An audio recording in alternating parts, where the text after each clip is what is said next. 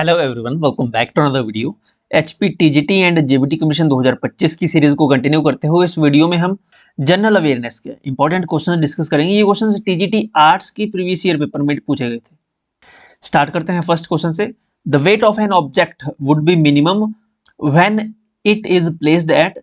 किसी वस्तु का भार कम से कम हो जाएगा जब उसे रखा जाता है। देखिए ऑप्शन में है north pole, equator, south pole और सेंटर ऑफ अर्थ।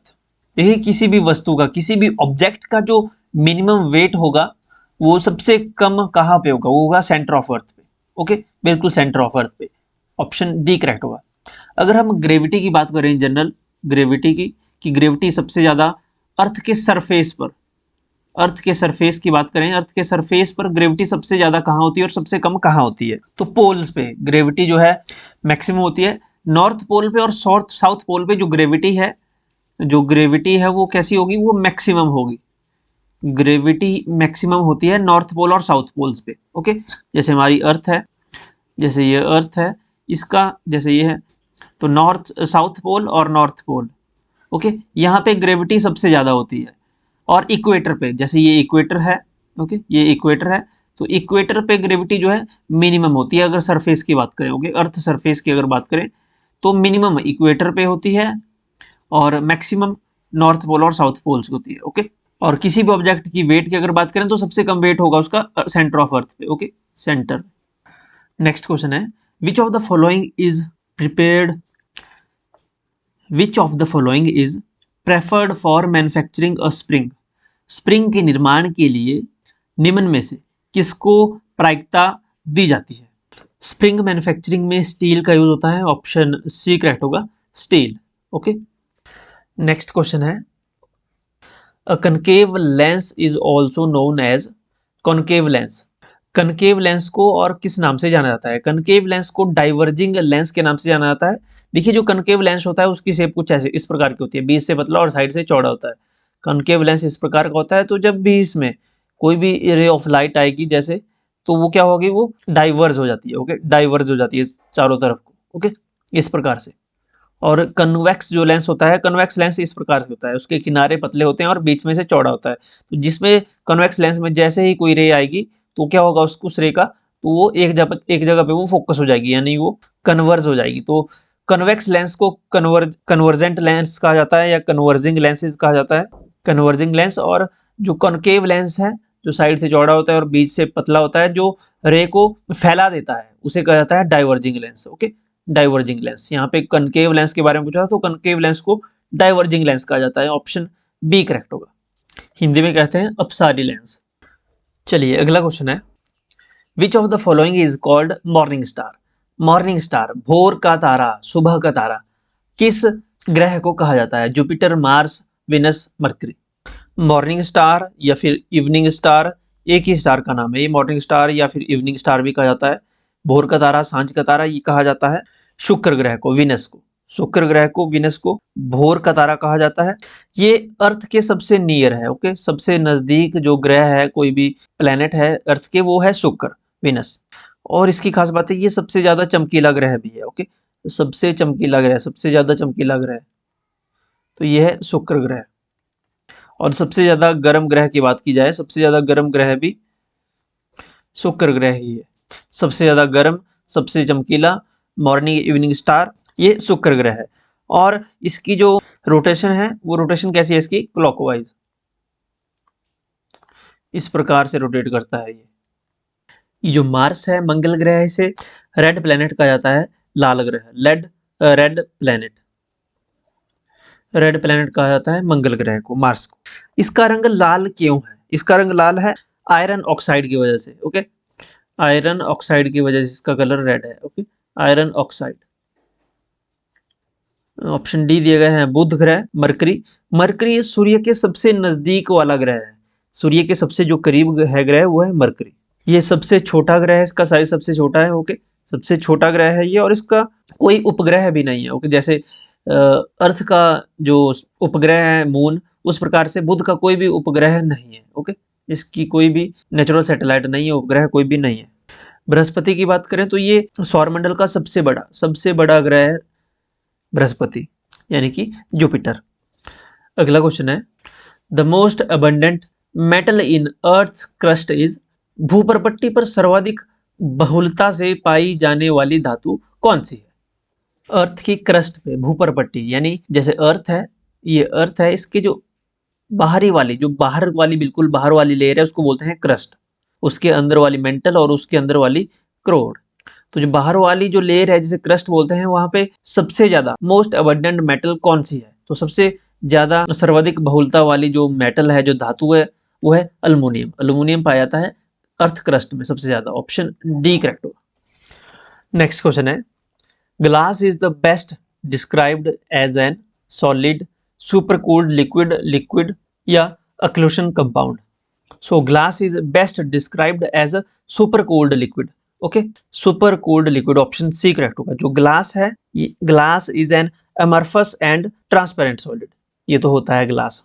ये सुपर कूलिंग है, ये सुपर कूलिंग एक प्रोसेस है। Super cooling is a process of lowering the temperature of a liquid और a gas below its freezing point without it becoming a solid. अगला question है, cellulose is a, cellulose क्या है? Cellulose is a protein, fat, hormone या none of this. Cellulose ना एक protein है, ना फैट है, ना ये हार्मोन है। सेलुलोज क्या है? सेलुलोज एक कॉम्प्लेक्स कार्बोहाइड्रेट है, कार्बोहाइड्रेट है। ओके, कॉम्प्लेक्स कार्बोहाइड्रेट है सेलुलोज। यानी जितने भी प्लांट बेस्ड प्लांट्स हैं उनमें कार्बोहाइड्रेट पाया जाता है, कॉम्प्लेक्स कार्बोहाइड्रेट सेलुलोज। जैसे हमारी कैटल है या गाय भैंस बकरी, ये जब ऐसे पादप खाते हैं, ऐसे प्लांट्स को अपना भोजन बनाते हैं, तो उनमें सेलुलोज होता है। सेलुलोज को डाइजेस्ट करने वाले जो एंजाइम्स हैं वो मेमल में होते हैं। ओके, इन जानवरों में होते हैं जो जिसके कारण ये जल्दी से इस कॉम्प्लेक्स कार्बोहाइड्रेट को डाइजेस्ट कर पाते हैं, सेलुलोज को। तो नन ऑफ दीज इसका करेक्ट आंसर होगा ऑप्शन डी। सेलुलोज ना फैट है, ना प्रोटीन है, ना हार्मोन है। ओके, नेक्स्ट क्वेश्चन है, वेक्टर ऑफ काला अजहर डिजीज इज, काला अजहर बीमारी का वाहक है। वेक्टर ऑफ काला Azhar disease is sand fly. Sand fly female sand fly. Okay, female sand fly है जो ट्रांसमिट करता है पैरासाइट को। ओके, काला अजहर एक पैरासाइट डिजीज है। इसके सिम्टम आते हैं जैसे आपको इरेगुलर फीवर आएगा, बुखार आएगा, वेट लॉस होगा, एक्सट्रीम फटीग रहेगी, आपकी बॉडी टायर्ड रहेगी, एनीमिया आप फील करेंगे, खून की कमी। ये सेंट्रल इंडिया में ये बीमारी देखने को मिलती है, जैसे बिहार हो गया, झारखंड, वेस्ट बंगाल, यूपी वगैरह, इन क्षेत्रों में ये डिजीज ज़्यादा देखने को मिलती है। सैंड फ्लाई इस बीमारी का जो है वेक्टर है, इसका वाहक है, इससे फैलती है, ये ट्रांसमिट करती है सैंड फ्लाई से, फीमेल सैंड फ्लाई से। नेक्स्ट क्वेश्चन है, apiculture is associated with, apiculture, apiculture मधुमक्खी पालन से है, हनी बी से है। ऑप्शन ए करेक्ट होगा, मधुमक्खी पालन से है apiculture associated, option A correct होगा। सिल्क वॉर्म से, रेशम कीड़े से, रेशम पालन से रिलेटेड है सेरिकल्चर, सेरिकल्चर। एपीकल्चर मधुमक्खी से, हनी बी से, सेरिकल्चर रेशम कीड़े से, सिल्क वॉर्म से। Fish is related to production of fish is related to pisciculture, pisciculture is related to fish farming. एक और पूछा जाता है अंगूर की खेती के लिए, अंगूर की खेती को क्या कहते हैं? अंगूर की खेती को कहते हैं viticulture, viticulture is related to grapes, production of grapes. फूलों की खेती के लिए फ्लोरिकल्चर। नेक्स्ट क्वेश्चन है, the organ affected by diphtheria is, diphtheria से प्रभावित अंग है। डिप्थीरिया एक बैक्टीरियल इन्फेक्शन है, ये बैक्टीरियल इन्फेक्शन है जो कि नोज एंड थ्रोट में होता है और ये इजीली प्रिवेंटेबल है, इसका प्रिवेंशन इजीली हो जाता है थ्रू वैक्सीन। तो ये किसको अफेक्ट करता है? ये थ्रोट को अफेक्ट करता है, यानी हमारे गले को अफेक्ट करता है, गले के अलावा हमारे नोज को भी इफेक्ट करता है। ओके, तो ऑप्शन डी करेक्ट हो गया हमें, थ्रोट। नेक्स्ट क्वेश्चन है, गेहूं कौन सी फसल है? Wheat is a crop, rabi crop, kharif crop या फिर जायद क्रॉप या उपरोक्त में से कोई नहीं। तो गेहूं, वीट जो है, वीट एक रबी क्रॉप है, ऑप्शन ए करेक्ट होगा, रबी क्रॉप है गेहूं। ओके, गेहूं के अलावा जौ, ग्राम हो गया आपका चना, ग्राम, मस्टर्ड, सरसों हो गई हमारी मस्टर्ड, मटर हो गए पी, ये सारे रबी क्रॉप्स के एग्जांपल है। जौ हो गया, गेहूं हो गया, चना हो गया, मस्टर्ड हो गया हमारा, सरसों और मटर हो गए, ये सारे रबी क्रॉप्स हैं। रबी क्रॉप्स की कल्टीवेशन कब होती है, तो इनको बीजा जाता है विंटर्स में। ओके, रबी क्रॉप्स की खेती विंटर्स में होती है। खरीफ क्रॉप्स, ऑप्शन में है खरीफ क्रॉप। खरीफ क्रॉप्स को मानसून में बोया जाता है। ओके, कब बोया जाता है? मानसून में, यानी बरसात में। इनको पानी ज़्यादा चाहिए होता है खरीफ क्रॉप को, तो खरीफ क्रॉप में जिसको पानी ज़्यादा चाहिए, पैडी हो गया। ओके, पैडी धान, जिसको आप राइस भी बोलते हैं। Okay, paddy rice. मेज हो गया आपका मक्का। ओके, जो कि आजकल आप देखेंगे आजकल मक्का की फसल खेतों में है। बाजरा हो गया। इसके अलावा कॉटन है, गन्ना है, शुगर केन, सोयाबीन है, ग्राउंडनट है, ग्राउंडनट मूंगफली। ये सारी फसलें जो है ग्राउंडनट, शुगर केन, कॉटन, मेज, पैडी, धान, ये सारे खरीफ क्रॉप्स हैं। खरीफ क्रॉप्स की खेती कल्टीवेशन कब होती है? मानसून सीजन में। इनको ज़्यादा वर्षा और गर्म जलवायु की जरूरत होती है। इनका हार्वेस्टिंग टाइम कब होता है? सितंबर से अक्टूबर तक इनका हार्वेस्टिंग टाइम होता है, सितंबर से अक्टूबर तक। और ये जो रबी फसल है इनको ठंडी जलवायु चाहिए और बारिश इनको कम चाहिए होती है। इनका जो हार्वेस्टिंग टाइम होता है वो मार्च अप्रैल के बीच में होता है। ओके, मार्च अप्रैल। ऑप्शन सी में देखें तो जायद क्रॉप भी यहाँ पे दिया है, जायद फसलें। जायद फसलें वे फसलें होती हैं जो रबी की कटाई के समय, यानी मार्च अप्रैल और खरीफ की बुआई के बीच में जो समय बचता है उसमें उगाया जाता है जिन्हें। जैसे कि आपका हो गया खरबूजा, हो गया वाटरमेलन, हो गया कुकुम्बर, हो गया हमारा खीरा। ओके, पंपकीन हो गया, लौकी, ये सारी चीजें ये आती हैं जायद क्रॉप में। ओके, खरबूजा, तरबूज, आपका कुकुम्बर, पंपकीन वगैरह। अगला क्वेश्चन है, वर्मी कल्चर किससे संबंधित है? Vermi culture is related to, vermi culture केंचुआ पालन से संबंधित है। ऑप्शन बी करेक्ट होगा। वर्मी कल्चर से जो प्रोडक्ट्स बनते हैं, वर्मी कंपोस्ट। सबसे आपने जब भी गार्डनिंग करते हैं या जो भी खेतीबाड़ी करते हैं, आपने वर्मी कंपोस्ट का नाम सुना होगा। वर्मी कंपोस्ट के उत्पादन के लिए वर्मी कल्चर का यूज होता है, यानी केंचुआ पालन का यूज होता है। केंचुआ पालन को वर्मी कल्चर कहते हैं। केंचुआ पालन से हमें क्या मिलता है? Vermi compost. वर्मी कंपोस्ट, यानी जिसे केंचुआ खाद कहते हैं, गोबर की खाद कहते हैं। ओके, अंगूरों की कृषि को क्या कहते हैं? अभी हमने प्रीवियस क्वेश्चन में डिस्कस किया। मत्स्य पालन का डिस्कस किया, मधुमक्खी पालन हमने ऑलरेडी डिस्कस कर लिया है। नेक्स्ट क्वेश्चन है, बेकिंग सोडा का रासायनिक नाम क्या है?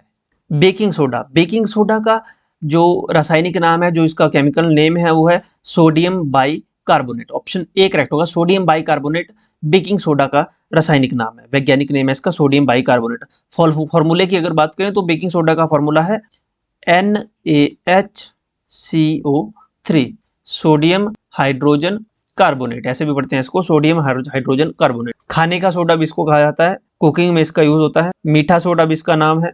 Baking soda, bread soda, cooking soda, मीठा सोडा, इन नामों से इसे जाना जाता है। जैसे आप पूरियां वगैरह बनाते हैं, रोटी वगैरह, ब्रेड वगैरह बनता है, तो उसमें बेकिंग सोडा का यूज होता है। केक बनाने में, ब्रेड बनाने में। सोडियम क्लोराइड किसका नाम है? सोडियम क्लोराइड नाम है कॉमन साल्ट का। इसका नाम है common salt, sodium chloride common salt. जो टेबल सॉल्ट होता है, जो हम खाने में यूज करते हैं, व्हाइट सॉल्ट, उसका नाम है सोडियम क्लोराइड। सोडियम क्लोराइड का फॉर्मूला क्या है? कैल्शियम जो केमिकल फॉर्मूला है, इसका केमिकल फॉर्मूला है NaCl, सोडियम क्लोराइड, Cl से क्लोराइड, Na सोडियम का। ओके, NaCl सोडियम क्लोराइड यानी टेबल सॉल्ट, जो हम खाने में यूज करते हैं। अगला क्वेश्चन है, कॉपर और जिंक से मिलकर कौन सी मिश्र धातु बनती है? कॉपर और जिंक को जब मिक्स करते हैं तो कौन सा एलॉय बनता है? कॉपर और जिंक से जो मिलकर एलॉय बनेगा उसका नाम होगा ब्रास, यानी पीतल। ऑप्शन सी करेक्ट होगा, पीतल। पीतल का नाम है ब्रास। ब्रास मिलता है कॉपर और जिंक के मिक्स से। तो आप ऐसे याद रख सकते हो, यानी जो ब्रास है, ब्रास बनेगा आपका कॉपर प्लस जिंक से मिलकर। Okay, Cu plus Zn, copper मिलेगा, कॉपर प्लस जिंक से मिलकर ब्रास। और ये जो कांसा दिया गया है, कांसा यानी कि ब्रॉन्ज, ब्रॉन्ज बनता है। ब्रॉन्ज जो एलॉय है ये मिक्स होता है कॉपर प्लस टीन। कॉपर और टीन से मिलकर बनता है ब्रॉन्ज, कॉपर और जिंक से मिलकर बनता है हमारा ब्रास। ये डिफरेंस याद रखें। ये ऑप्शन में शोल्डर दिया है, शोल्डर बनता है लेड यानी कि सीसा, लेड और टीन के को मिक्स करके। ओके, लेड एंड टीन जब मिक्स होते हैं तो बनता है शोल्डर। ओके, शोल्डर जिससे आपने देखा होगा जो मैकेनिक होते हैं वो शोल्डर के मदद से वायर को अटैच करते हैं कंपोनेंट से, तो वो शोल्डर का यूज करते हैं। ये एलॉय है टीन और लेड से मिलकर बनता है। एंड लास्ट क्वेश्चन है आज का, मानव शरीर की सबसे छोटी अस्थि का नाम क्या है? ह्यूमन बॉडी की जो सबसे छोटी है, स्मॉलेस्ट बोन है, वो है स्टेपिस। ऑप्शन सी करेक्ट होगा, स्टेपिस। ये हमारे कान के बीच में होती है, ओके, बिटवीन द ईयर, कान के मिडल ईयर में होती है, ओके। ये आप ऐसे याद रखते हैं, मिडल ईयर में हमारे कान के बीच में ये हड्डी होती है। और अगर लार्जेस्ट की बात करें, लार्जेस्ट बोन ह्यूमन बॉडी में, तो लार्जेस्ट बोन है ह्यूमन बॉडी में फीमर। फीमर कहाँ है? जांघ की हड्डी, हमारी जो जांघ है, टांग की हड्डी, okay, femur. Option A femur. ये काफी लॉन्ग बोन होती है। क्वेश्चन में स्मॉलेस्ट पूछा था तो stapes, okay, option C. Okay, so that's it. तो ये साइंस के कुछ इंपॉर्टेंट क्वेश्चंस थे जो एग्जामिनेशन में पूछे जाते हैं। आप हमें फॉलो कर सकते हो हमारे social media handles, Telegram, WhatsApp और इंस्टाग्राम पे। इन सभी के लिंक आपको पता है वीडियो की फर्स्ट कमेंट में मिलेंगे और वीडियो की डिस्क्रिप्शन में आपको इनके लिंक मिल जाएंगे। अभी आप वीडियो की पहली कमेंट ओपन करेंगे तो आप इन पे क्लिक करके हमें फॉलो कर सकते हो। यहाँ पे आपको सारी पीडीएफ्स मिल जाएंगी। अगर आपका कोई क्वेश्चन है, कोई डाउट है, तो आप इंस्टाग्राम पे हमें मैसेज करके फॉलो पहले कर लीजिएगा। बहुत सारे कैंडिडेट्स ऐसे के मैसेज हमें ऐसे आते हैं जो हमें फॉलो नहीं करते, लेकिन उनके मैसेज आए तो फॉलो भी कर लीजिए करें, ओके। यहाँ पर डायरेक्ट कमेंट सेक्शन में भी अपना फीडबैक या अपना क्वेरी आप लिख सकते हो। चैनल को सब्सक्राइब कर लीजिएगा। मिलता है नेक्स्ट वीडियो में। Thank you so much.